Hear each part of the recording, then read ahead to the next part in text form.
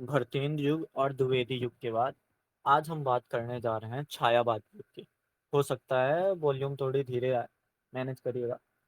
तो छायावाद युग, फिर द्विवेदी युग या फिर उसके बाद प्रगतिवाद, प्रयोगवाद, कोई भी युग एक तरह से वेल डिफाइंड नहीं था कि इतने इतने टाइम पर अगर वो होगा तो उसे ऐसा युग कहा जाएगा। वो बस एक अनुमान मात्र है कि के बीच का जो समय है इसे हम छायावाद कहेंगे। जैसे 1918 से 1938 के बीच बीच का जो समय है इसको छायावाद नाम से दिया जाता है। और हम जब द्विवेदी युग देख रहे थे तो लगभग 1900 से 1920 तक, तो मतलब कविता का काल दूसरे कविता के काल में जा सकता है या फिर वहां पे उसके लक्षण दिखाई दे सकते हैं। तो ऐसी कोई जबरदस्ती नहीं है कि हम टाइम पीरियड के हिसाब से उसको ना समझें। बस एक अनुमान लगा सकते हैं कि ऐसी ऐसी चीजें रही होंगी, इसलिए तो छायावाद नाम दिया गया, या फिर उसको प्रगतिवाद, प्रयोगवाद, नई कविता, ये सब नाम दिया गया। अब जैसे कि हम देख पा रहे हैं कि 1918 से 1938 का समय, मतलब जो दो महायुद्ध हैं, विश्व युद्ध बोल लो, तो दो विश्व युद्धों के बीच की कविताएं हैं। अब इस विश्व युद्ध के बीच की कविता में हमने बात ही की थी कि एक सामाजिक परिस्थिति कविता के लक्षणों को या फिर कविता के गुणों को सुनिश्चित करता है। और जरूरी नहीं है कि छायावाद को आप सिर्फ छायावाद मानो। हालांकि छायावाद जैसे वाद वाद होता है कि किस तरह की विचारधारा किस काल में लगी रहेगी या फिर जुड़ी रहेगी। तो छाया का मतलब एक तरह से स्थूल की जो प्रतिबिंब होता है, फिर उसका छाया होता है, उससे नाम लिया गया। लेकिन और विद्वान जैसे डॉक्टर बच्चन सिंह क्या बोलते हैं, छायावाद को इस युग के लिए उपयुक्त नामकरण जैसे उनका मानना है कि जब कवि आगे बढ़कर स्वच्छंदतावाद के करीब पहुंचते हैं। स्वच्छंदतावाद मतलब रोमांटिसिज्म, और रोमांटिसिज्म के बाद जब उत्तर छायावाद आएगा तो उसको हम बोलेंगे नियो रोमांटिसिज्म। तो जब कवि स्वच्छंदतावाद या फिर खुलकर अपनी धारणाओं को, अपनी भावनाओं को बता सकते हैं, तो इसके लिए जरूरी नहीं है मैं छायावाद ही कहूँ। फिर आचार्य शुक्ल इसको रहस्यवाद करते हैं। तो ये पांच तरह के हैं कि निश्चित परिभाषा तय नहीं हो सकी, फिर भी ऊपर ऊपर मायनों पे कहें या फिर थोड़ा करीब से पहचानने का प्रयास करें, पांच विशेषताएं छायावाद की मानी जाती हैं। जैसे वैयक्तिकता, दूसरा स्वतंत्र चेतना, तीसरा रहस्यवादिता, चौथा व्यक्तिगत वैशिष्ट, और पांचवा अस्पष्टता। सारे लक्षण हैं जो अपने आप में अगला क्रम है द्विवेदी युग का या फिर भरतेन युग का।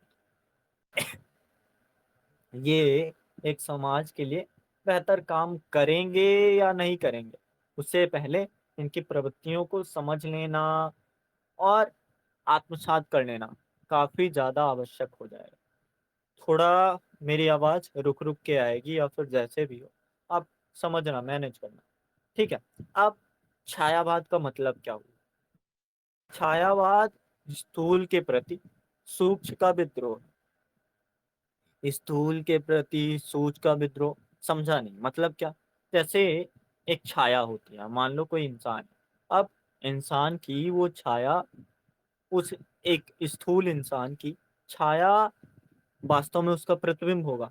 लेकिन जब वो छाया या फिर जब एक इंसान के आंतरिक मनोभाव, उसकी चेतना, उसकी वैशिष्टता, फिर उसकी वैयक्तिकता जब विद्रोह करने लगे, विद्रोह मतलब बगावत करने लगे, या फिर जैसे मन कह रहा है ऐसा लेकिन समाज ऐसा चाह रहा है, तो वही चीज है कि आपके स्थूल या फिर शरीर के विद्रोह में का जो स्थूल या सूक्ष्म रूप है, तो उसका विद्रोह आपको दिखेगा। तो यही छायावाद को करीब से समझाता है। पर ऐसा भी नहीं है कि छायावाद को केवल हम छायावाद बोल दें। आचार्य हजारी प्रसाद द्विवेदी क्या बोलते हैं? छायावाद नाम के प्रति अरुचि जाहिर करते हुए मानना है छायावाद शब्द केवल चल पड़ने के जोर से ही स्वीकार्य हो सका, नहीं तो इस श्रेणी की कविता की प्रकृति को प्रकट करने में यह शब्द एकदम असमर्थ है। बहुत दिनों तक इस काव्य का उपहास किया गया और बाद में भी इसे या तो चित्र भाषा शैली या प्रतीक पद्धति के रूप में माना गया या फिर रहस्यवाद के अर्थ। छायावादी कविता बाह्य इंद्रिय बोध तथा चेतन मन की सीमाओं को पार कर अचेतन के रहस्य लोक में पहुंचती है और जाने अनजाने उसका मर्मोद्घाटन करती है। अब एक तो ये हो जाता है कि इतनी बातें फ्लो में बोल देते हैं हजारी प्रसाद द्विवेदी, या फिर पढ़ने का ढंग नहीं है, तो वो बातें दूर सी जाने लगती। थोड़ा इसके गहराई पे समझते हैं या फिर और करीब से जांचते हैं कि कहा क्या क्या। जैसे द्विवेदी युग में हम पढ़ रहे थे, उसमें जो बातें थी कवियों की, तो पहला स्तर ही था या फिर पहला चरण ही था कि भाषा की सफाई हो। और भाषा की सफाई में ही आप अगर उसको गहराई देते या फिर प्रतीक उसमें ला देते कि किसी चीज का प्रतीक ये हो रहा है, किसी चीज का प्रतीक ये हो रहा है, तो उसको समझना अभी थोड़ा मुश्किल होता, क्योंकि नई नई भाषा है। और नई नई भाषा है तो नया नया उसको समझना इतना आसान नहीं होता। तो एक स्टेप जब आगे बढ़े हम छायावाद में आए 1918 से 1938 आगे जाएंगे, या फिर जैसे प्रगतिवाद प्रयोगवाद, तो छायावाद की कुछ कुछ लक्षण आपको साफ दिखाई देंगे। जैसे रहस्यवादिता क्या होती है या फिर प्रतीकात्मकता क्या होती है। जैसे मैंने बोला, मैं समझ लो कि मैथिली शरण गुप्त की एक कविता पढ़ रहा हूँ और उसमें लिखा है कि हे कवियों जीते जी अब न मरो। ठीक है, तो ये बात बिल्कुल साफ है, स्पष्ट है, ना तो कोई इसमें गहराई है ना तो कोई प्रतीकात्मक रूप है। लेकिन जब किसी चीज को अंदर को दिखाना हो, और छायावाद की विशेषता भी है कि छाया यानी मनुष्य के सूक्ष्म को दिखाना या फिर उसकी प्रतिबिंब को दिखाना। तो जब कवि बोलते हैं, जैसे निराला का बोलना हो उनकी वैयक्तिकता के लिए, दुख ही जीवन की कथा रही, क्या कहूँ आज जो नहीं कही। अभी भी स्पष्ट वो नहीं कह रहे कि क्या कहना है क्या नहीं कहना। वो व्यक्तिगता या फिर अपनी विचारधारा, और छायावाद की सबसे बड़ी एक और विशेषता है कि हर एक काव्यकार या फिर हर एक रचनाकार का अलग अलग विचारधारा या फिर अलग अलग समझ रहती है। तो व्यक्तिगता जब देख रहे हैं तो एक इंसान, इंसान यानी एक मनुष्य, मनुष्य समझ लो स्थूल, तो स्थूल के प्रति किसका विरोध हो रहा है? सूक्ष्म का विरोध, यानी दुखी जीवन की कथा रही, क्या कहूँ आज जो नहीं रही। तो एक तो दिख रहा कि स्थूल का विरोध है, लेकिन अगर मैं हजारी प्रसाद द्विवेदी की बात से सहमत होता हूँ, मतलब इतना सहमत नहीं हूँ, पर फिर भी अगर सहमत होता हूँ तो कह सकता हूँ कि प्रतीकों की शैली में बात कर रहे हैं, चित्र भाषा शैली यही है जिसमें क्लियरिटी ना हो कि क्या है क्या नहीं है, पर बस नाम से चल पड़ा कि छायावाद छायावाद। कोई किसी ने जानबूझकर या फिर कहें कि उतना ज्यादा नाम फेमस नहीं था। आचार्य शुक्ल भी इनको रहस्यवाद की संज्ञा दे देते हैं और उससे ज्यादा उनका कुछ कहना नहीं होता। आचार्य महावीर प्रसाद द्विवेदी क्या बोलते हैं कि छायावाद से लोगों को क्या मतलब है, कुछ समझ में नहीं आता। शायद उनका मतलब है कि किसी कविता के भावों की छाया यदि कहीं अन्यत्र जाकर पड़े तो उसे छायावादी कविता कहना, मतलब एक तरह से विरोध की तरह हो गया।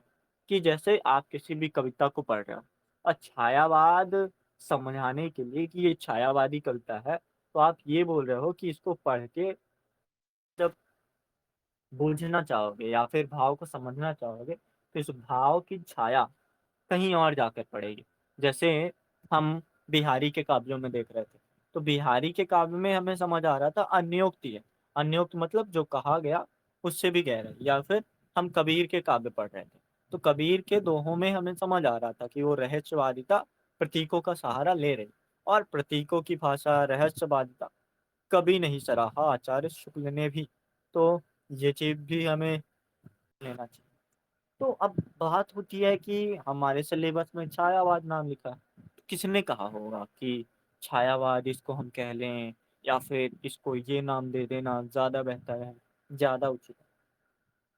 तो नंद दुलारे वाजपेयी पहली बार आचार्य शुक्ल की धारणाओं को गंभीर टक्कर देते हैं।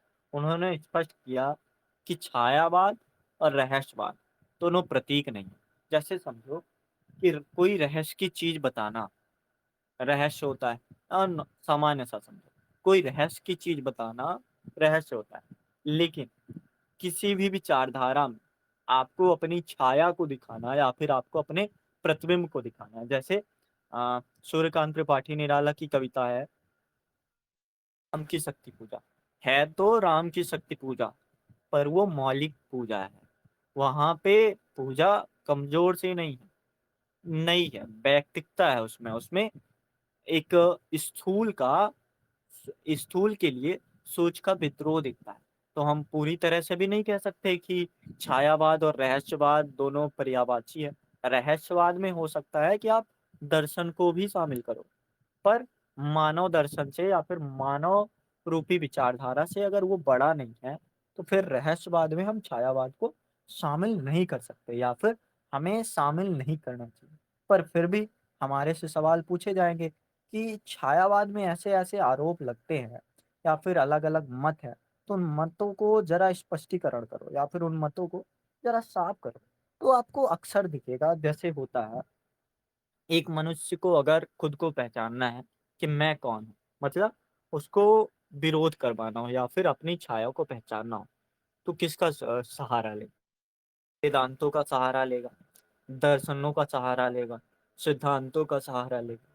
तो यही चीज होती है करीब पहुंचाने। या फिर जब मनुष्य स्वच्छंद होता है या फिर जो कहना चाहता है उसी को कहना पड़ता है उसे। डॉक्टर बच्चन सिंह का मानना है कि इस काल को स्वच्छंदतावाद युग कहने से दो समस्याएं हल हो जाती हैं। तो जरा दिमाग में लगाओ, क्या क्या समस्याएं हल हो सकती हैं? तो एक तो मैंने बताया था कि जब एक कविता होती है तो गद्य में भी हो सकती है और पद्य में तो होती है कविता। तो यहाँ पे आप देखोगे द्विवेदी युग में कि ये आपको काफी विशेषता मिला है, या फिर काफी जगह पे मिला है, गद्य और पद्य में अंतर नहीं किए जा सकते, या फिर उनको कविता ही माना जाना चाहिए, ऐसा कहा जाता है। तो अगर आप इसको स्वच्छंदतावाद युग कह लोगे तो क्या होगा? दो समस्याएं हो जाएंगी। एक तो तत्कालीन गद्य पद्य को एक ही शीर्षक के अंतर्गत अधिक सार्थक ढंग से विवेचित किया जा सकता है। दूसरा यह कि अन्य भारतीय साहित्यों और भारतीयतर मतलब भारत से इतर साहित्यों के स्वच्छंदतावादी आंदोलन मतलब वही रोमांटिसिज्म मूवमेंट तो जुड़ जाता है। और आप सोचोगे जब कोई विशेष कविता दूसरे आंदोलनों से भारतीय साहित्य और भारतीय इतर साहित्य, जैसे अभी हम देख रहे थे जयशंकर प्रसाद का जो नाटक है या फिर जयशंकर प्रसाद की जो शैली है, तो पहली बार उन्होंने प्रसादांत उसको बोलते हैं। प्रसादांत मतलब उसमें सुखांत भी है और दुखांत भी। तो यही चीज कि उसमें नए मूवमेंट जुड़ जाएंगे, और इन्हीं नए मूवमेंटों से अतः छायावाद के स्थान पर नए शब्द के चलन की ऐतिहासिक आवश्यकता है।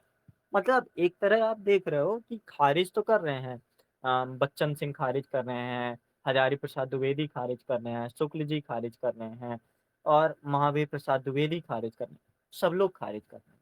लेकिन आप देखोगे खारिज किसे कर रहे हैं? छायावाद को खारिज कर रहे हैं। मतलब जब एक विचारधारा होती है और उसको खारिज करने के लिए आप उसी का सहारा लो, तो ऐसी भी बात नहीं होती कि 100% आप सही ही हो। उसमें कुछ ना कुछ कमियां या फिर कुछ ना कुछ समस्याएं साफ साफ समझ ही आती हैं।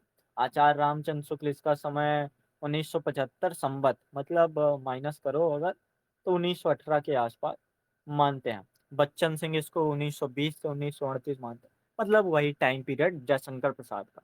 और कुछ लोग जैसे द्विवेदी युगीन क्या बोलते हैं कि अंग्रेजी बांग्ला कविताओं के प्रभाव के फलस्वरूप या फिर उसके विरुद्ध उदित होने वाली काव्य धारा है। जैसे अभी भक्ति आंदोलन में एक विवाद चल रहा था ना, कि भक्ति आंदोलन जो है मलेच्छी यानी जो मुसलमान थे उनके विरोध में जन्मी एक विचारधारा होती है। आचार्य शुक्ल का ये मानना है।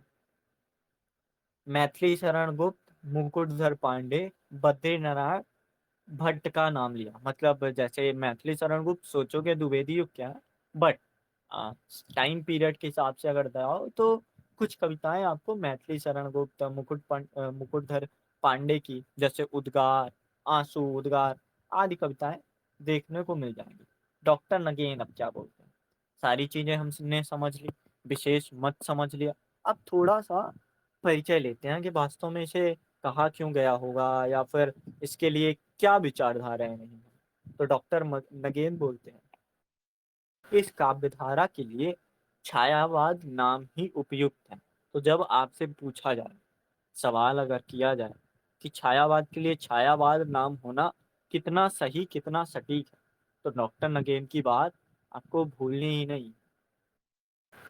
डॉक्टर नगेन क्या बोलते हैं, यद्यप प्रमाण यद्यप परिमाण की दृष्टि से, परिमाण मतलब वॉल्यूम समझ लो, परिमाण की दृष्टि से इन काव्यधाराओं में छायावादी रचनाएं सबसे अधिक नहीं है, मतलब बहुत ज्यादा अधिक नहीं है, फिर भी वे निश्चित रूप से इस युग की सर्वाधिक महत्वपूर्ण उपलब्धि है। इस मान्यता के तीन कारक, मतलब जैसे समझो आचार्य शुक्ल ने क्यों खारिज किया होगा। आचार्य शुक्ल अक्सर इसलिए खारिज करते हैं, जैसे उन्होंने वीर गाथा काल को, मतलब आदि काल को वीर गाथा काल नाम दिया। क्यों नाम दिया? क्योंकि जो वीर गाथा काल है या फिर आदि काल है उसमें वीरता अधिक है, तो उसको नाम दे दिया वीर गाथा काल। तो छायावाद को रहस्यवाद नाम शायद इसलिए दिया होगा कि रहस्यवादिता बहुत ज्यादा है। लेकिन डॉक्टर नगेन क्या बोलते हैं कि परिमाण की दृष्टि से अगर देखें तो संख्या में आपको कम मिल सकता है छायावादी रचना, लेकिन जैसे आप सोच के देखो, एक कबड्डी मैच चल रहा है, ठीक है, परिमाण की दृष्टि से देखो या फिर संख्या की दृष्टि से देखो, तो दो प्लेयर महत्वपूर्ण है किसी एक टीम में, दो खिलाड़ी महत्वपूर्ण है, लेकिन जो पूरी टीम है वो किसके लिए जानी जाती है? इन दो खिलाड़ियों के लिए। संख्या में भले कम होंगे, लेकिन योग्यता में देखा जाए, कुशलता में देखा जाए, या फिर और भी तरीके से देखा जाए, तो महत्वपूर्ण चीज है। सोच के देखो, जब सुधारवादी आंदोलन चल रहा है, जन्मवादी आंदोलन चल रहा है, जनवादी आंदोलन, और या फिर कह लो समतावादी आंदोलन, समाजवादी आंदोलन, सारे आंदोलन भारतेंद्र युग से आके कहाँ तक, द्विवेदी युग तक चलते हैं। अब छायावाद की सबसे बड़ी विशेषता क्या है कि मानववादी रचनाएं लिखी जाएंगी, अस्तित्ववादी रचनाएं लिखी जाएंगी। अस्तित्ववाद का मतलब है कि जो कविताओं का केंद्र होगा वो मनुष्य होगा। तो सोच सकते हैं कि हाँ, बात तो सही है कि जो सबसे बड़ी बात है इस दौर की, उसमें स्थूल के प्रति सूक्ष्म का विरोध ही होता है। तो डॉक्टर नगीन की बात अब थोड़ी थोड़ी जाहिर सी लगती है कि हाँ, सही हो सकता है। अब तीन मत दिए उन्होंने, तीन कारक बताए, तो तीन कारक कौन से हैं जरा इसको समझते हैं। पहला तो ये, कवित्व की दृष्टि से अर्थात अनुभूति की तीव्रता, सूक्ष्मता और अभिव्यंजना। अभिव्यंजना मतलब जो कबीर के काव्यों में थी। अभिव्यंजना मतलब किसी भी गहरी बात को आप कम शब्दों में जल्दी से समझा दो, तो वो होता है अभिव्यंजना शब्द। के उत्कर्ष की दृष्टि से यह काव्य रास सर्वश्रेष्ठ है। पहली बात तो ये कहते हैं कि तीव्रता, सूक्ष्मता, अभिव्यंजना, इन दृष्टियों से ये काव्यराज सर्वश्रेष्ठ है। और सूक्ष्मता या फिर तीव्रता, जैसे अनुभूत की तीव्रता क्या चीज होती है, थोड़ा इसको भी समझते हैं। रहस्यवाद में आप देखोगे, या फिर जैसे कबीर की उल्टी बाणियां देखो, कबीर की उल्टी बाणियाँ या फिर आप और पहले चले जाओ, उसमें रहस्यवादी कविताएँ हैं, साफ-साफ मानते हैं और ठीक भी है। क्यों ठीक भी है? बरसे कंबल भीजे पानी। ये कहना बहुत देर तक तो संशय में डाल देता है, रहस्य में डाल देता है कि वास्तव में कहा क्या गया। लेकिन अगर छायावाद है, मतलब मनुष्य की बात है और मनुष्य अपने भीतर को तुरंत देखते ही पहचान जाएगा कि उसकी छाया, उसका प्रतिबिंब बन रहा है। तो अनुभूति की जो तीव्रता है ना, या फिर जो सूक्ष्मता और अभिव्यंजना शिल्प, इसका उत्कर्ष ही हमें समझा देता है जो काव्य राशि है, छायावादी काव्य राशि। पहली बात तो ये हम समझते हैं। ठीक है? अगली बात क्या बोलते हैं कि यह है कि छायावादी काव्य में प्राचीन भारतीय परंपरा के जीवंत तत्वों का ही समावेश नहीं हुआ। मतलब क्या? कि जैसे र रहस्यवाद में आप देखोगे या फिर आप स्वच्छंदतावाद में देखोगे, तो ठीक है, बातें साफ होती हैं या फिर बातें बिल्कुल सटीक होती हैं। लेकिन तब बात आती है कि इसमें जो भारतीय परंपरा थी, उसी का समावेश, जैसे प्रसाद के नाटकों को लेके देखो, प्रसादांत नाटक बोलते हैं, क्योंकि उन्होंने भारतीय शैली को साफ-साफ नहीं ले लिया। उन्होंने नई तरह की परंपराओं को जन्म दिया, कुछ नया जन्म या फिर परवर्ती काव्य के विकास को भी काफ़ी दूर तक प्रभावित किया।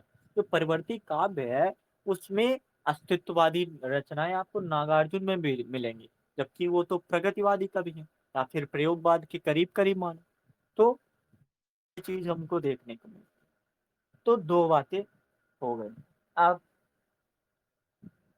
छायावाद और छायावादोत्तर कवियों में अगर ये चीज़ मिलेगी, मतलब सोच के देखो, जैसे हो गया आधुनिकता, ठीक है? दूसरा हो गया उत्तर आधुनिकता। तो जो दूसरा क्रम होगा, उसको ज़्यादा मान्यता है और पहला क्रम है, मान लो उस पे विवाद कर रहे हो। तो ये तो बात वैसी हो गई ना कि आपने बेटे को महत्व दे दिया, पर आपने पिता को महत्व नहीं दिया। या फिर जहाँ से वो जन्मा है, उसको महत्व नहीं दिया। जो जन्मा है, उसको महत्व दे दिया। यही बातें डॉक्टर नगेन बोलना चाहते हैं। तीसरी बात क्या है? तीसरी बात यह है कि छायावादी काव्य में ही अपने युग के जनजीवन की समग्रता, जनजीवन की समग्रता मतलब जो चल रहा है, जो मनुष्य के जीवन में, जो समाज के जीवन में चल रहा है, उसको समग्रता की अभिव्यक्ति मिली। वो जैसे कामायनी देख लो, क्या चल रहा है? वहाँ पे विचार चल रहा है, एक मनुष्य या फिर मानव क्या है? हमारे सिलेबस में 2 हैं, चिंता सर्ग और श्रद्धा सर्ग शायद। कामायनी को अगर देखोगे तो चरम परिणति के रूप में स्वीकार किया गया। इसलिए इस काल का नाम छायावाद काल ही युक्त है। अगर एक तरफ से हटा दो कि ये डॉक्टर नगेन का मत था और तीनों मत डॉक्टर नगेन के थे, ठीक है? इनको अगर हटा देते हो फिर भी आपको समझ आता है कि जो डॉक्टर नगेन ने 3 मत दिए हैं या फिर 3 विचार सामने प्रस्तुत किए, तो काफ़ी हद तक युक्त और तर्कसंगत है। सिर्फ ऐसा कह देना, छायावाद केवल शब्द चल पड़ा, तो चल पड़ा होगा तो उसके पीछे एक घटना होगी। आचार्य द्विवेदी का मैं बोल रहा हूँ कि उन्होंने बोला चल पड़ा। आचार्य शुक्ल इसको स्वच्छंदतावाद या फिर प्रांजल धारा की विकास के कवि या फिर रहस्यवाद, प्रतीकवाद, ये सब मानते हैं। तो ये भी बात कुछ हद तक ठीक है। लेकिन अगर आप रहस्यवाद मानोगे तो उसमें इंसान उलझा ही रहेगा। लेकिन जब छायावाद आती है तो उसमें अनुभूति की तीव्रता होती है। तो यहाँ से वो उनकी बात खंडन होती है। जैसे दुख ही दुख नहीं, दुख ही जीवन की कथा रही, क्या कहूँ आज जो नहीं कही। सोच के देखो, समझ आ गया कि जीवन में दुख ही दुख है, क्या ही कहूँ, अब कुछ कहने को है ही नहीं जो कहा जा सकता है, सब कुछ तो जानते हो। लेकिन रहस्यवाद अगर होता या फिर प्रतीक की बात होती तो और गहरा होता। उसमें हो सकता था उसके लिए 4 अलग-अलग आधार, जैसे हित चित की दो थूनी गिरानी, माया रही न बांधी। इसको बोलते हैं रहस्यवादिता या फिर अद्वैत दर्शन का अलग स्तर। अब इसमें समझ नहीं आ रहा, हित और चित दो थूनियाँ थी, मतलब 2 पिलर थे। मतलब क्या हुआ? इसको समझने के लिए थोड़ी गहराई चाहिए। लेकिन छायावाद को समझने के लिए कोई गहराई नहीं चाहिए। इसमें आप अनुभूति की तीव्रता से चीज़ें आसानी से समझ सकते हो और उसको पहचान सकते हो। हम बात करते हैं, थोड़ा आगे बढ़ते हैं और थोड़ा जल्दी करते हैं। जो छायावाद है, तो हमने 3 चीज़ें हम करते थे अक्सर।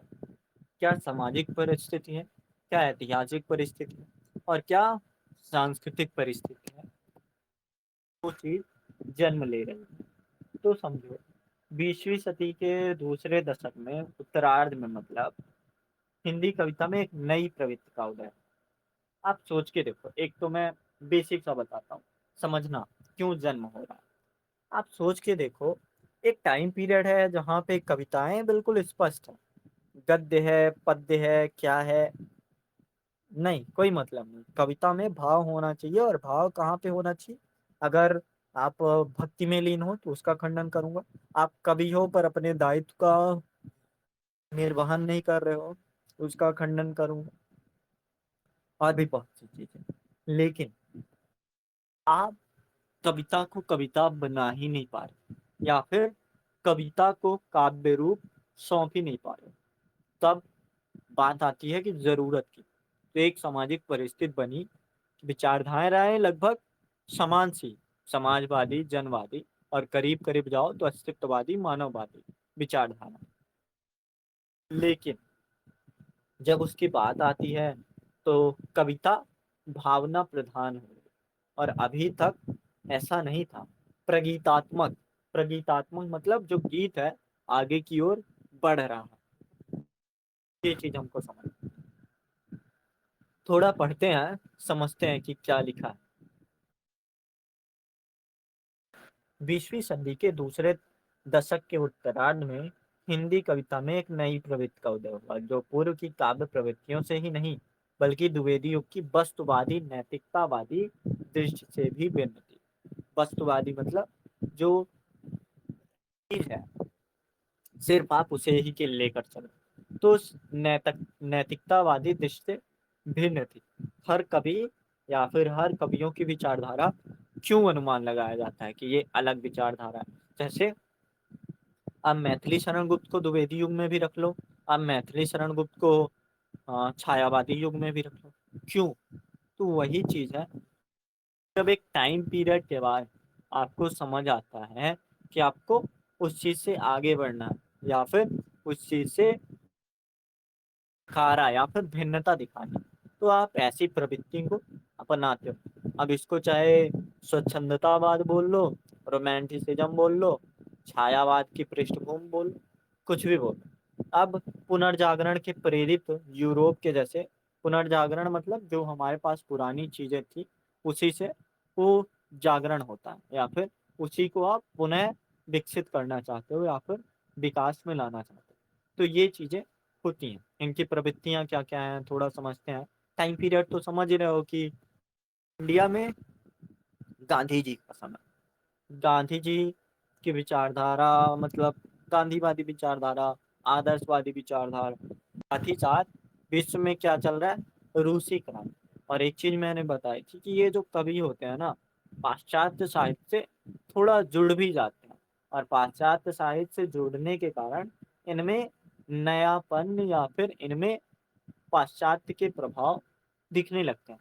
तो यूरोप में या फिर जो रूसी क्रांति हो रही थी उसका प्रभाव हो, चिट्ठियां, लेखों आदि के माध्यम से अभिव्यक्त कर रहे थे। और अभिव्यक्त करने का माध्यम पत्रिका था, पर पत्रिका में आपके साफ साफ लेख नहीं लिखे जाएंगे, और उतना आप अभी कुशल नहीं हो कि आप हिंदी में, या फिर ठीक है हिंदी में आ गए हो, मानक हिंदी तो नहीं पहुंचे। ये चीजें कविताओं के रूप में ज्यादा प्रेरित हुई, हालांकि चिट्ठियों, आवेदनों और लेखों से भी अभिव्यक्त होता रहा।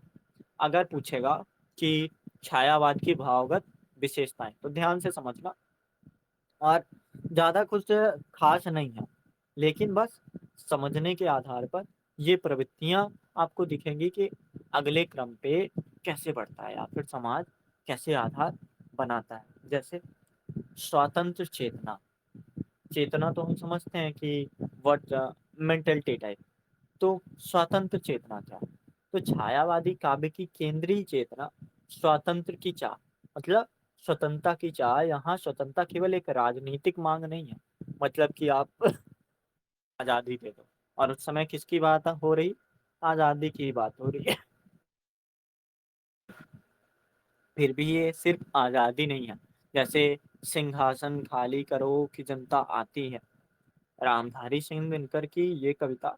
हालांकि ठीक है, इसको हम प्रगतिवाद की कविता मानते हैं, फिर भी हम स्वतंत्र चेतना के लिए समझते हैं थोड़ा कि ये कविता क्या होगी। मतलब लोकतंत्र है, लोकतंत्र में आप ये पाते हो कि आपको अभिव्यक्ति की स्वतंत्रता है। और जब एक लोकतंत्र में लोकतंत्र बेहतर तरीके से नहीं चलता, तो ऐसी कविताएं रचना जरूरी हो जाती है। तो वही चीज है कि आप जो रूढ़ियां हैं, धर्म हो, समाज हो, या फिर मानव मुक्ति की बात हो, विश्व मुक्ति की बात हो, तो उन सारी चीजों से आगे बढ़ते हैं। जैसे निराला की कविता है, तोड़ो तोड़ो तोड़ो कारा, निकले फिर गंगा जल। अगर ये कारा, कारा मतलब जेल समझ लो, अगर तुम ये कारा तोड़ोगे तो क्या निकलेगा? गंगा जल धारा। और गंगा जल धारा को प्रतीक माना गया है किस चीज का? स्वच्छंदता, कि वो उन्मुक्त तरीके से, या फिर वो बिना ही किसी रोक के, रूढ़ियों के, या फिर क्या बोलते हैं, परतंत्र के बह सकती है। तो यही है, तोड़ो तोड़ो तोड़ो कारा, निकले फिर गंगा जल धारा। ठीक है, करीब करीब इसमें छायावाद भी है, कि जो विचारधारा मन में थी, कि मन की विचारधारा को तोड़ो और उसको बाहर निकलने दो। ये होता है स्वतंत्र। अगली बात, वैयक्तिकता। तो वैयक्तिकता, जैसे छायावादी काव्य समाज में व्यक्ति के स्वतंत्र व्यक्तित्व की कल्पना करता है। मतलब नहीं समझा क्या बोलना चाहता? जैसे इस काल में चार कवि हुए, महादेवी, सूर्यकांत त्रिपाठी निराला, सुमित्रानंद पंत, और एक और कवि हैं जयशंकर प्रसाद। इनको छायावाद का चार स्तंभ माना जाता है। मतलब छायावाद जो टिका है, इन्हीं पे टिका है। और महादेवी वर्मा की एक विचारधारा तो हम समझ ही चुके हैं, कि आप अपने मन के लिए लिखो, आप अपने अंतर्द्वंद को प्रस्फुटित करो। तो छायावादी युग में पहली बार कवि ने स्वतंत्र होकर स्वयं के जीवन की घटनाओं का वर्णन किया। जैसे महादेवी की एक कविता है, मैं नीर भरी दुख की बदली। तो ये समझ आता है कि एक इंसान जब अपने आप के बारे में लिखने लगता है, अभी तक आप देखोगे कोई राजाओं के बारे में लिखता था, कोई रामायण महापुरुषों के बारे में लिखता था, कोई किसी और के बारे में लिखता था। लेकिन फिर समय बदला, समाज के बारे में लिखना शुरू हुआ, स्वतंत्रता के बारे में लिखना शुरू हुआ, भक्ति के या फिर कवियों के बारे में।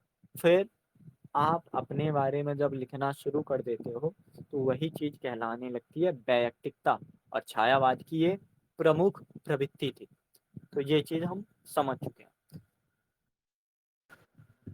अ, ऐसा प्रसाद भी कहते हैं अपनी कविता में, कि ले चल मुझे भुलावा देकर मेरे नाविक धीरे धीरे। मतलब मुझे ही आगे बढ़ाने वाले धीरे धीरे मुझे भुलावा देकर ले चल।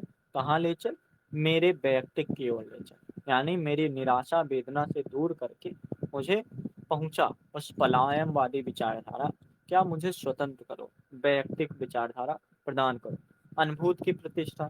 मतलब एक तरह से कविता विचारों या तथ्यों से नहीं, वरन अनुभूति से होती है ना। और अनुभूति आपको अभी तक भरतेन युग में नहीं मिल रही थी, या फिर द्विवेदी युग में नहीं मिल रही थी। मतलब ये नहीं कह रहा कि भाव नहीं थे, भाव थे, पर उसकी अनुभूति उतनी गहरी नहीं थी, या फिर वो वेदना को समझ नहीं पा रहे थे, या फिर समझ भी पा रहे थे तो उतना गहरा नहीं था जितना छायावाद में मिलता है। जैसे पंत जी लिखते हैं, वियोगी होगा पहला कवि, से निकला होगा गान, न- निकल कर आंखों से चुपचाप, वही होगी कविता अंजाम। मतलब आप देख रहे हो, जैसे प्रकृति की समस्या को आप देख पा रहे हो, जन की समस्या, मनुष्य की समस्या, अपनी समस्या, स्वतंत्र चेतना की समस्या, हर समस्याओं को आप देख पा रहे हो। आपको अनुभूति हो पा रही है। तो वही होता है अनुभूति की प्रतिष्ठा।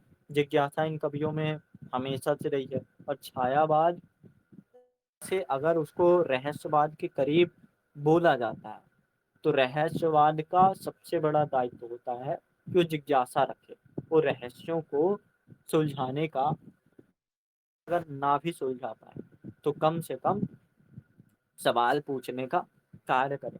तो अगर आप इसको शुक्ल जी की मानते हो, हजारी प्रसाद द्विवेदी की मानते हो, किसी और की कवियों की मानते हो, तो उसी आधार पर हम कह सकते हैं कि सत्य को खोजने का प्रयास, या फिर उस स्थूल में, स्थूल मतलब मनुष्य शरीर में अपनी छाया खोजने का, यानी अपना सूक्ष्म को खोजने का प्रयास है। तो जिज्ञासा भी हमें समझ आई। जैसे आह कल्पना का सुंदर वह जगत मधुर कितना होता, कल्पनाएं यहाँ पे अलग स्तर पर चली जाती हैं। तो ये इसकी एक भावगत प्रवृत्ति हुई।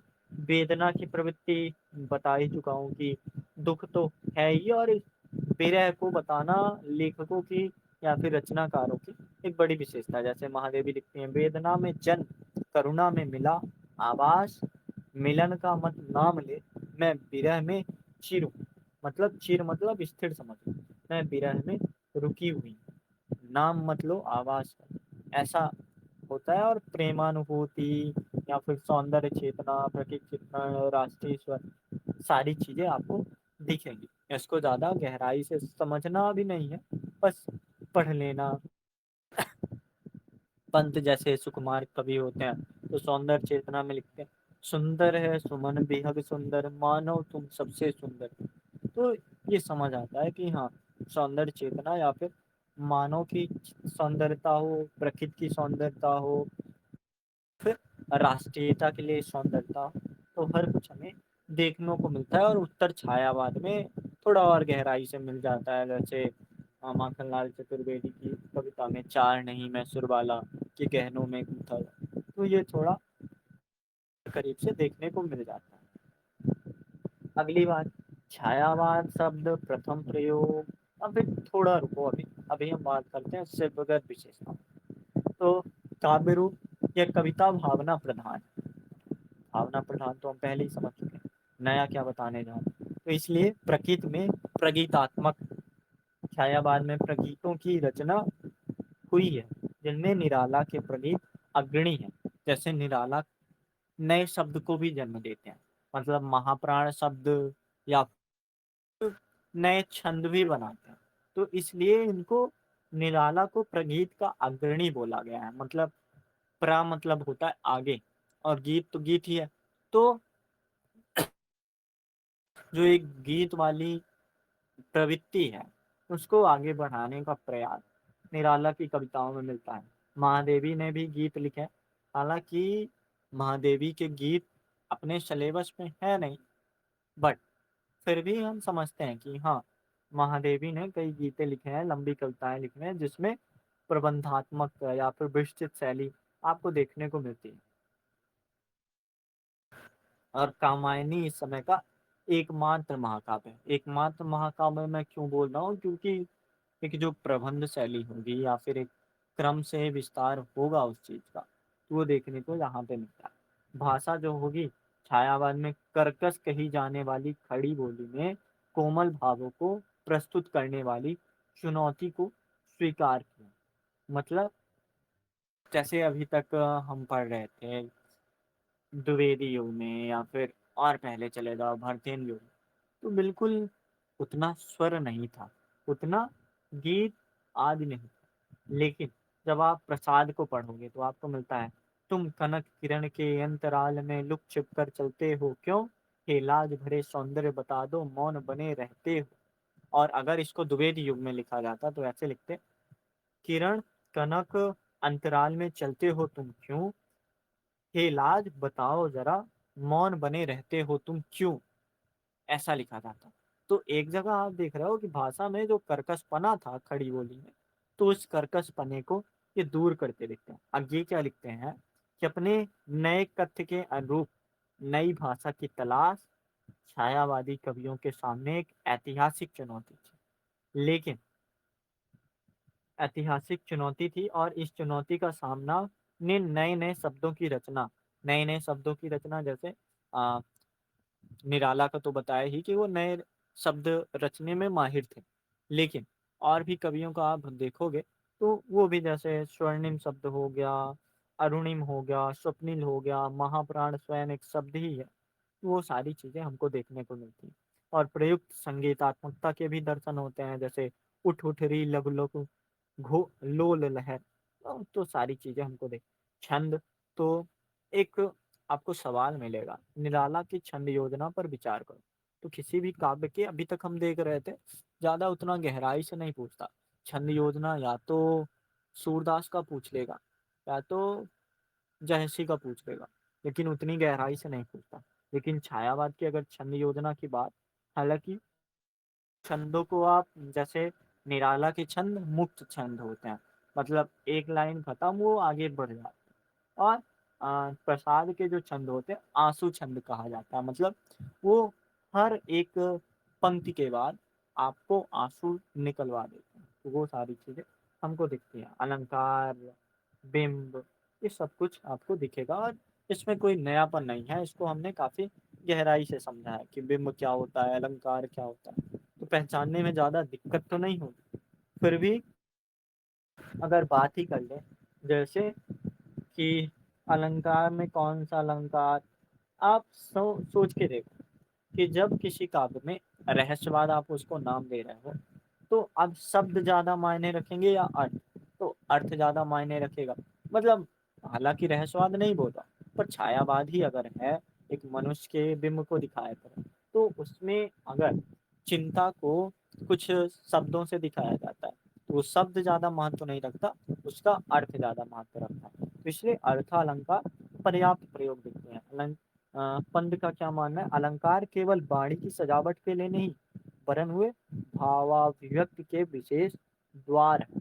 कि आप अगर भाव की अभिव्यक्त करना चाहते हो तो अलंकार बता दो। जैसे अगर आप लक्षणा शब्द शक्ति बताना चाहते हो तो अन्योक्ति अलंकार का प्रयोग करो, आसानी से हो जाएगा। तो वही है कि आप भावाव्यक्त के विशेष द्वार को भी बता सकते हो। तो ये चीजें हमको देखने को मिलती हैं। अलग अलग मत के बाद तो लगभग हमने कर ही ली है कि क्या मत किसका है। आचार्य शुक्ल का मत ज्यादा गहरा अगर समझना चाहो तो गहरा भी मत है कि उन्होंने क्यों ऐसा बोला। छायावाद नामकरण प्रचलित तो हो चुका था, पर इसमें अनिश्चितता बनी हुई थी, या फिर मुकुटधर पांडे छायावाद को अस्पष्ट बोलते, जो भी चल रहा है उसके पीछे इर्द गिर्द, तो वो सारी बातें तो होती ही रहेंगी। और जब हम छायावाद के कवियों को देखेंगे तो हम उन मतों को थोड़ा और समझेंगे। जैसे अ, ईसाई संतों में एक विशेष प्रकार का रहस्यात्मक रुझान मिलता है जिसे फेंट समाटा अर्थात छायाभास कहा गया। मतलब आप किसी भी चीज की प्रतिबिंब बनाते हो तो उसे छायाभास कहना थोड़ा आसान हो जाता है। और रविन्द्रनाथ टैगोर, कई अन्य कवि इस परंपरा में आपको देखने को मिलेंगे। इसलिए शुक्ल जी खारिज करते हैं। और शुक्ल जी का एक खारिज करने का शायद और कारण है कि आप इतने प्रतीक क्यों ला रहे हो, रहस्य क्यों ला रहे हो। तो रहस्य अगर लाओगे तो मैं उसको रहस्यवाद ही बोल दूंगा। और जैसे कि हम डॉक्टर नगेन का भी समझ चुके हैं, क्योंकि जो पारिमाणिक रूप से देखा जाए तो उतनी संख्या नहीं है छायावाद की, लेकिन फिर भी उसको समझा जाता है, या फिर उसको आप जीना चाहो तो उसमें जी सकते हो। तो ये चीजें हम समझते हैं। थोड़ा और इसके एक कंटेंट की बात करें कि जैसे सवाल भी आ जाते हैं कि छायावाद पर टिप्पणी लिखिए। अब ना तो ये आया कि छायावाद के मत पर, ना तो ये सवाल आया कि छायावाद की प्रवृत्तियों पर। फिर हमें थोड़ा इंट्रोडक्शन में जरूरी हो जाता है कि हिंदी साहित्य में छायावाद का सर्वप्रथम प्रयोग 1920 में मुकुटधर पांडे ने जबलपुर से प्रकाशित एक पत्रिका थी, श्री शारदा श्री शारदा पत्रिका में 4 किस्तों में लिखित हिंदी में छायावाद शीर्षक लेख में किया। आचार्य रामचंद्र शुक्ल ने मुकुटधर पांडे को छायावाद का प्रवर्तक स्वीकार किया। मतलब छायावाद के प्रवर्तक को तो स्वीकार करने, लेकिन वो छायावाद नाम को नहीं स्वीकार कर। तो ऐसी चीजें देखने को मिलती हैं। और ठीक है, डॉक्टर नगेन झरना जो कविता है एक, शायद डॉक्टर नगेन की ही कविता है। तो वहीं से छायावाद की प्रवृत्ति का प्रारंभ मानते हैं। प्रकाशित मुखोदर पांडे की एक कुरूरी के प्रति कविता है। कुरूरी के प्रति मतलब एक चीज होती है, उस कविता को आप चाहो तो पढ़ सकते हो, अच्छी कविता है। तो ये प्रथम कविता मानी जाती है। ये सरस्वती पत्रिका में प्रकाशित होती है कुररी के प्रति। तो पहली कविता इसको दिया गया। और डॉक्टर नगेन की एक जो झरना है, या फिर डॉक्टर नगेन खुद ही झरना को मानते हैं, शायद मुकुटधर पांडे की ही झरना, या फिर देखना आप जहाँ की भी झरना। आचार्य नंद दुलारे वाजपेयी झरना को छायावाद की प्रयोगशाला का प्रथम आविष्कार मानते हैं। आपकी बात थोड़ी गहरी हो गई।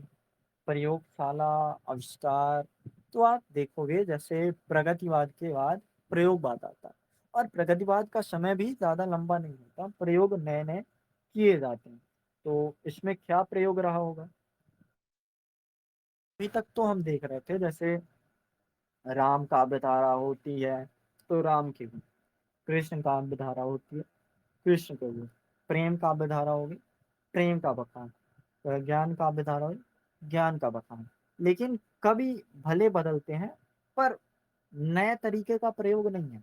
एक काव्य धारा है तो उसी काव्य धारा से आगे चलते जाते हैं, वो एक दूसरे में जुड़ा होता है, जिसको आप भक्ति काल पूरी तरह से बोलते हैं। लेकिन अब आधुनिक काल की कविताओं को हम नाम अलग क्यों देते हैं? किसी को हम भटेन युग कविता बोलते हैं, किसी को द्विवेदी युग बोलते हैं, किसी को छायावाद नाम दे दिया, किसी को प्रगतिवाद या प्रयोगवाद नाम दे दिया। तो आप जब नई प्रवृत्तियों को, जैसे अभी हमने प्रवृत्तियों को समझा, तो जब आप नई प्रवृत्तियों को सामने साथ में ले आते हो, वो चीजें समझ आती हैं कि छायावाद की प्रयोगशाला का प्रथम आविष्कार झरना है। ऐसा नंदुलारे वाजपेयी ने कहा। डॉक्टर नगेन का मत तो हम समझ ही चुके हैं। थोड़ा हम शांतिप्रिय द्विवेदी का मत समझते हैं। शुक्ल जी की व्याख्या के विरुद्ध पहली महत्वपूर्ण व्याख्या शांतिप्रिय द्विवेदी ने की। और क्या बोला? छायावादी काव्य गांधीवाद का साहित्यिक संस्करण है। ध्यातव्य है कि साहित्य के इतिहास में छायावाद का काल लगभग वही है स्वाधीनता आंदोलन में गांधी का युग है। मतलब जो, कितनी गहरी बात है कि जो गांधी का युग का महत्व है, वही महत्व साहित्य के इतिहास में छायावाद काल का है। मतलब एक तरह से उत्थान, स्वतंत्र चेतना, स्वतंत्रता, स्वतंत्रता के लिए जागरूक करना, स्वतंत्रता के लिए साथ मिलाना, ये सारी चीजें गांधी जी ने की। और यही आप अगर लेके चलो तो आपको छायावादी कवियों में दिखेंगे। और जो गांधी का राष्ट्र मुक्त का अंतिम लक्ष्य नहीं था, बल्कि उससे बड़ा लक्ष्य था मानव मात्र प्राणी मात्र की मुक्ति, मतलब वसुधैव कुटुंबकम के मूल्य का विश्वास। तो ये आपको महादेवी वर्मा की कृत में मिलेगा। पथ न भूले एक पग भी, घर न खोए लग भिग भी, स्निग्ध लौ की तूलिका से आंख सब ही छाँव ज्वल। तो ऐसी बातें हमें समझ आती हैं। ये जो कविता का टाइम पीरियड है, इस टाइम पीरियड ने थोड़ा समझा दिया कि हाँ, एक टाइम पीरियड के हिसाब से देखो तो वही चीज है जो आप छायावाद कहते हैं। उसको सिर्फ रहस्यवाद, सिर्फ एक काव्य के रूप में विशिष्ट कविता मान लेना, या फिर कह दें आचार्य द्विवेदी की बात मान ले, तो इतना आसान भी नहीं। अब थोड़ा और गहरे में जाते हैं, क्या है वास्तव में छायावाद? और छायावाद जन्मा ही क्यों? जब द्विवेदी युग इतना बढ़िया चल रहा था, वही तो चीज थी। वहां पे मानवतावादी था ना, अस्तित्ववादी चलो नहीं था, पर था तो जरूर कुछ ना कुछ। तो नई प्रवृत्ति की जरूरत क्यों पड़ी? या फिर छायावाद है ही क्या, इसको हम माने क्यों? तो छायावाद शब्द विद्वानों के बीच विवाद का विषय है। ठीक है, ये समझ गए। छायावाद हिंदी के साहित्य के इतिहास में कटु आलोचनाओं का सर्वाधिक शिकार बनने वाली कविता है।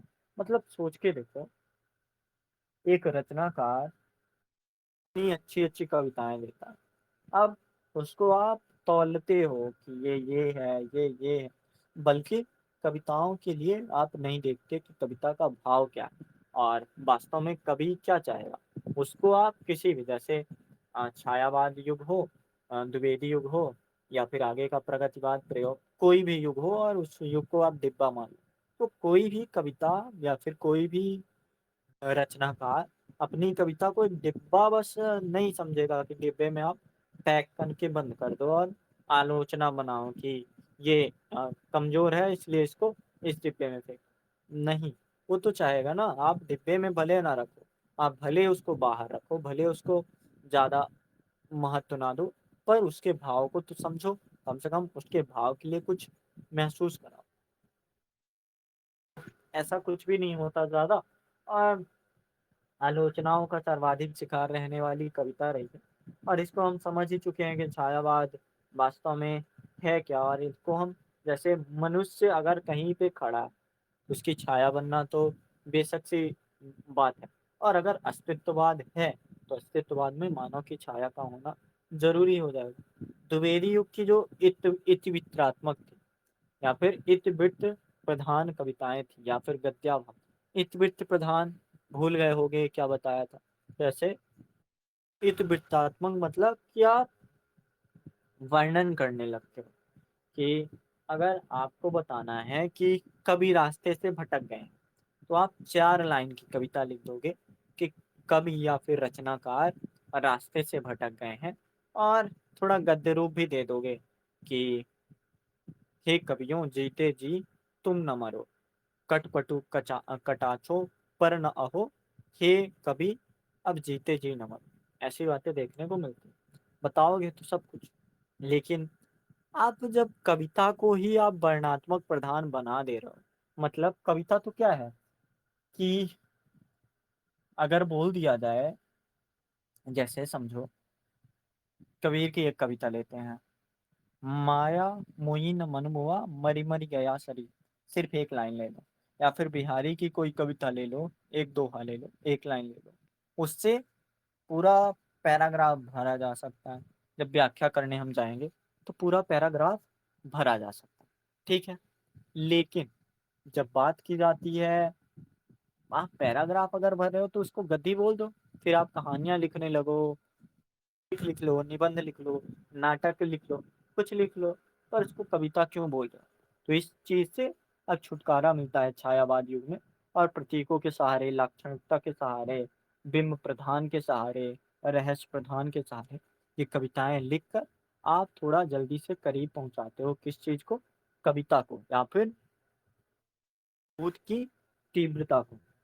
परिभाषाएं जैसे आचार्य रामचंद्र शुक्ल परिभाषा देते ही हैं कि छायावाद शब्द का प्रयोग 2 अर्थों में समझना चाहिए। एक तो रहस्यवाद के अर्थ में जहां उसका संबंध काव्य वस्तु से होता है। छायावाद का दूसरा प्रयोग काव्य शैली या पद्धत विशेष के व्यापक अर्थ में है। छायावाद का सामान्यतः अर्थ हुआ प्रस्तुत के स्थान पर उसकी व्यंजना करने वाली छाया के रूप में अप्रस्तुत कथन। जैसे अगर मैं बोलूं कि छायावाद जो है प्रस्तुत में अप्रस्तुत का विधान है, वही चीज बोल रहे हैं शुक्ल जी कि जो चीज प्रस्तुत है, प्रस्तुत पर उतना मैटर नहीं है। राम की शक्ति पूजा में राम रावण का युद्ध हो रहा है उतना मैटर नहीं करता, जो अंतर मन का अंतर मन से युद्ध हो रहा है वो ज्यादा मैटर करता है। तो यही चीज है कि प्रस्तुत में अप्रस्तुत का जो कथन है वो ज्यादा है। तो आचार्य रामचंद्र शुक्ल ऐसा कहते हैं। ठीक है, समझ गया, ऐसा कहते हैं। आचार्य विश्वनाथ क्या बोलते हैं, अभिव्यंजना का नूतन विधान छायावाद का प्रमुख लक्षण रहा है। मतलब अभिव्यंजना एक चीज होती है कि आप किसी चीज को आसानी से अपनी शैली में समझा पाओ। तो नूतन क्या होता है, नूतन मतलब नयापन। तो अभिव्यंजना का नूतन विधान मतलब नया तरीका, कि आप किसी चीज को समझाना चाहते हो उसके लिए नया तरीका, नई तरह की अभिव्यंजना साथ में ले आओ, उसको मैं बोलूंगा अभिव्यंजना का नूतन विधान छायावाद का प्रमुख लक्षण। तो ये हो गया विश्वनाथ प्रसाद मिश्र की। डॉक्टर राम कुमार वर्मा क्या बोलते हैं, परमात्मा की छाया आत्मा में, आत्मा की छाया परमात्मा में पड़ने लगती है, तभी छायावाद सृष्टि होती है। मतलब क्या, परमात्मा की छाया आत्मा में, आत्मा की छाया मतलब जैसे कोई ईश्वरी सत्ता होगी, परमात्मा की छाया आत्मा में, ठीक है, मेरी आत्मा में परमात्मा की छाया पड़ेगी। और आत्मा में आत्मा की छाया परमात्मा से पड़ने लगती है। मतलब दोनों चीजें जब आसपास हो जाती हैं कि आप समझ जाते हो कि क्या उद्देश्य है आपका आने का, तभी छायावाद की सृष्टि होती है। मतलब छायावाद क्या है, जब इतनी गहरी बात बोल दी तो तभी आपको बोल दें ये तो आपने रहस्य बोल दिया। तो जैसे ही मैंने रहस्य बोल दिया मतलब विश्वनाथ प्रसाद मिश्र इसको रहस्यवाद मानते होंगे, मतलब राम कुमार वर्मा इसको रहस्यवाद मानते होंगे। ठीक है। शांतिप्रिय द्विवेदी क्या बोलते हैं, छायावाद एक दार्शनिक अनुभूति है और रहस्यवाद में आप देखोगे ना तो सवाल है, रहस्यवाद सिर्फ सवाल है कि रहस्यों की विचारधारा को आप सामने प्रस्तुत करते हो। तो अगर एक दार्शनिक अनुभूति है कि दर्शन के सहारे उस चीज को आप देखना चाहते हो तो आपको अनुभव होगा, मतलब वो रहस्यवाद से भिन्न है। तो ऐसा शांतिप्रिय द्विवेदी बोलता है। डॉक्टर केसरी नारायण शुक्ल क्या बोलते हैं, छायावाद का इतिहास अपना इतिहास है, इसका मूल पहला छाया सदिश पद में मिलता है। ठीक है। ब्रह्म समाज की उपासना का ढंग रहस्यात्मक है।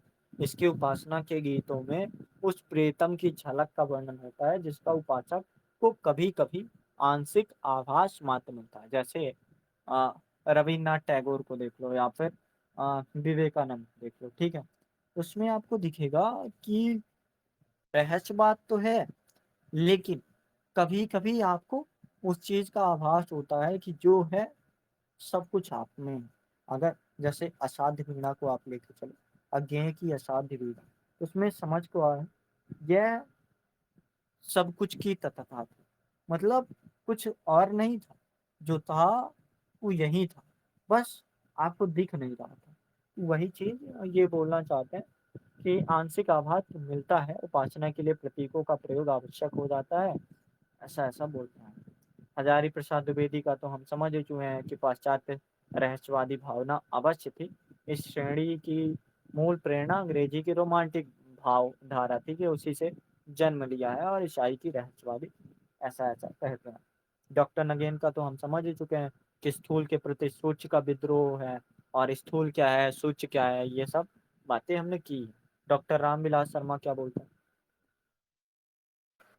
छायावाद स्थूल के प्रति सूक्ष्म का विद्रोह नहीं रहा, परंतु थोथी नैतिकता, रूढ़िवाद और सामंती साम्राज्यवादी बंधनों के प्रति विद्रोह है। अभी हम द्विवेदी युग में देख रहे थे ना, तो वहां पे नैतिकता थी पर थोथी थी, रूढ़िवादिता को हटाना, समाजवादी बंधनों से दूर करना, पर वो ऊपरी रूप में ही था। तो उन सारी चीजों का विरोध करना और मध्य वर्ग के तत्वाधान में इस चीज को लिखना, इसलिए उसके साथ मध्यवर्गीय असंगत पराजय और पलायन की भावना भी जुड़ी हुई है। तो ये चीज हम समझते हैं कि रामविलास शर्मा ऐसा बोलते हैं। अब एक कवि ही हैं स्वयं महादेवी वर्मा, बोलती हैं सृष्टि के बाहकार पर इतना अधिक लिखा जा चुका था। सृष्टि मतलब संसार, बाहकार मतलब उसके रहस्यवाद, बाहकार पर इतना अधिक लिखा जा चुका था कि मनुष्य का हृदय अपनी अभिव्यक्ति के लिए रो उठा। द्विवेदी युगीन इतिवृत्तात्मक शैली, अब ये भी बात कर रही हैं कि जो वर्णन प्रधान शैली थी और पवित्रतावाद, मतलब उसको बुराई को ना दिखाना, केवल अच्छाई अच्छाई का, वह रीतकालीन स्थूल श्रृंगार के चरण इतनी तेजी से बढ़े कि छायावादियों ने न केवल उनके प्रति विद्रोह करना पड़ा, अपितु वैयक्तिक प्रसार, वैयक्तिक प्रसार मतलब आ, अपने व्यक्तित्व का या फिर अपने जो व्यक्तिगत विचारधारा है, इसको अस्तित्ववाद बोल लो तो ज्यादा बेहतर है, व्यक्तित्व प्रसार और अस्मिता की खोज। अस्मिता मतलब एक तरह से आप में है क्या, की खोज का आंदोलन करना पड़ा। विद्रोह का ये स्वर कला की दृष्टि से पर्याप्त मूल्यवान है क्योंकि इन कवियों ने वैयक्तिक स्वतंत्रता को बाड़ी देने के लिए प्रतीकों का प्रयोग किया। भाषा के ऐसे लाक्षणिक, व्यंजनात्मक और वक्रता पूर्ण प्रयोग किए कि पूर्ववर्ती काव्य, पूर्ववर्ती मतलब पहले के काव्य स्वतः ही हीन हो गए। मतलब जैसे समझो आज मैं ये ऑडियो रिकॉर्ड कर रहा हूँ, कल मैं आपसे बात करके थोड़ा और ऊंचाई पे बात करूं कि ऐसी ऐसी चीज है, तो जो पुरानी जो निम्न बात थी या फिर हीनतर भावना थी वो अपने आप ही नष्ट हो जाएगी कि जहाँ पे मैंने कमी किया होगा, या तो शैली में, या फिर आवाज थोड़ी धीरे आ रही होगी, या फिर जो भी बात है। तो वही चीज जो बोल रही है लाक्षणिकता, व्यंजनात्मकता और वक्तृता का प्रयोग ऐसा किया कि जो पूर्ववर्ती काव्य थे स्वतः ही हीन से हीनतर भावना का शिकार होते गए। भाव की दृष्टि से व्यक्ति स्वातंत्र की भावना प्रबल होती गई। फलतः छायावादी कवि विश्व को अपनी आंखों से देखने का आदी हो गया और सांसारिक सुख दुख और विरह मिलन व्यक्तिक संदर्भों से जुड़ता गया। एक चीज आपको और मिलेगी इसमें, महादेवी वर्मा की ये जब आप परिभाषा देखते हो तो आपको समझ आता है कि अभी जो हमने भावगत विशेषताएं और काव्यगत विशेषताएं पढ़ी हैं तो उसका ही पूरी पूरी तरीके से लक्षण यहीं से शायद उठाया गया है। यहाँ पे आरोप भी लगा दिया गया, व्यक्तिक स्वतंत्रता पर भी बात हो गई, लाक्षणिकता, व्यंजनात्मकता, भाषा का अगला स्तर, हर कुछ की बात हो गई। ये सारी चीजें हमको समझ आती है। प्रमुख विशेषता इसकी थोड़ी एक बार और बात करते हैं, फिर हम बस खत्म करते हैं। तो प्रमुख विशेषता क्या है? व्यक्तिवादिता, अर्थात सभी माध्यमों को हटाकर खुलकर अपनी वैयक्तिक स्थिति परिस्थिति की अभिव्यक्त करना, प्रकृति के प्रति विशेष अनुराग, अनुराग मतलब लगाव, आलंबन, उद्दीपन और मानवीकरण के माध्यम से प्रकृति का मनोहर चित्रण, नारी के प्रति पवित्र और पूज्य भाव की, ठीक है समझ आ रहा है, जयशंकर के काव्य में हमको देखने को मिलेगा। प्रणयानुभूति की अभिव्यक्ति, प्रणयानुभूति मतलब ऐसे समझो कि आप जिस चीज से जुड़े हो उसकी उसको व्यक्त कर दो। प्रणय से संबंधित अनेक मानसिक अवस्था जैसे आशा, आकुलता, आवेश और उसके विपरीत में निराशा, तल्लीनता, अतृप्ति, स्मृति और विषाद का चित्रण है। मतलब एक चीज हम समझ आ रहे हैं ना कि जो खोखली चीजें थी कि केवल आप अच्छी अच्छी बात दिखा दो, तो जो कमजोर बात है, निराशा हो गई, अतृप्ति हो गई, विषाद हो गया, आकुलता हो गई, कुछ इस काल की एक विशेषता है। भावातिरेक, कल्पनातिरेक, अवसाद, निराशा, वेदना की शक्ति, ये सब कुछ इस काल की है। इस काल में अलग अलग दर्शन भी हैं, जब हम कवियों को पढ़ेंगे तो उनके दर्शन को भी समझते चले जाएंगे कि अद्वैत दर्शन, मानवतावाद, अस्तित्ववाद या फिर समन्वयवाद की अभिव्यक्ति, जैसे निराला की बादल राग, जागो फिर एक बार कविता में दिखता है। प्रसाद की कामायनी के आनंद सर में भी ये काफी दिखता है। चित्रात्मकता, लाक्षणिकता, ये सब है। और चार प्रमुख स्तंभ जो है प्रसाद, निराला, पंत और महादेवी वर्मा। इसके अलावा प्रसाद के प्रेम प्रतीक पर गोल्ड स्मिथ की रचना द हर्मिट, मतलब सोच के देखो कि प्रसाद की रचना प्रेम प्रतीक और गोल्ड स्मिथ ने उसको फिर अपनी जो रचना है द हर्मिट में प्रेम प्रतीक के कुछ भावों को शामिल किया, प्रभाव को दिखाते हैं, वो बात है। प्रसाद के आंसू हिंदी का मेघदूत कहा जाता है, तो ये बात भी बहुत बड़ी है। तो ये सारी बातें हम समझते हैं और छायावाद में लगभग इतनी सारी बातें को देखने को मिलती है। हो सकता है आवाज़ थोड़ी तेज ना आई हो सकता है कि कहीं कहीं पे कुछ दिक्कतें आई, पर अगर आप एक बार समझने के भाव से या फिर कंटेंट के रूप में ही चलो, उसको क्वालिटी कंटेंट ना ही केवल कंटेंट के रूप में ही अगर बेहतर तरीके से समझने का प्रयास करोगे तो छायावाद आपको काफी आसान दिखाई देगा। हम कल छायावाद या फिर जब भी मुझे समय मिलेगा छायावाद के बारे में कुछ और अच्छी बातें करेंगे, फिर उसके बाद कामायनी पर चलेंगे। तब तक आप कामायनी थोड़ा पढ़ लेना, समझ लेना और फिर हम देखते हैं कि आगे किस तरह से बढ़ना है और कैसे एक तरह से चीज़ों से, परिस्थितियों से या फिर साहित्य की जो दिक्कतें हैं, जैसे जो सवाल आएंगे आपके सामने, सवालों से कैसे डील कर सकते हैं। और सबसे बड़ी ज़रूरत हमारी यही है कि हम सवालों से डील करें, हम सवालों से दूर ना भागें या फिर हम सवालों को बिल्कुल अलग ना करें।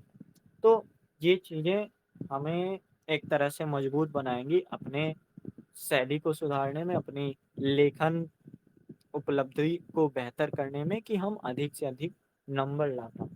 तो ठीक है, हम देखते हैं कब मिलते हैं।